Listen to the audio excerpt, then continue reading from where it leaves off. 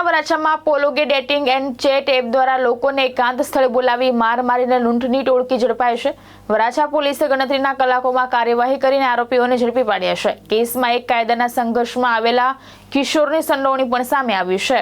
લિંબાયતના ફરિયાદીને dating app મારફતે વરાછાની અર્ચના school નજીક આવેલી નિર્માણાધીન બિલ્ડિંગમાં બોલાવવામાં આવ્યો હતો। ત્યાં તેની સાથે મારામારી કરીને ગૂગલ પે થી ₹1000, ₹4500 રોકડ અને ₹15000નો મોબાઈલ મળી કુલ ₹20,500ની લૂંટ ચલાવવામાં આવી હતી। ફરિયાદ નોંધાતા વરાછા પોલીસે તપાસ હાથ ધરી હતી।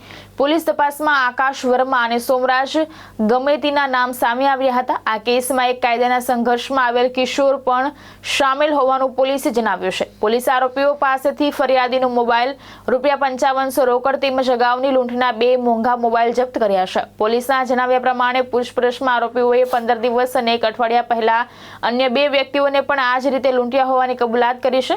વરાછા પોલીસે લોકોને ઓનલાઈન ડેટિંગ એપ ઉપર અજાણી વ્યક્તિને મળવા જતા પહેલા પૂરતી સાવચેતી રાખવાની અપીલ કરી છે। ભાવેશ ઉપાધ્યાય, દ્રષ્ટિકોણ ન્યૂઝ, સુરત।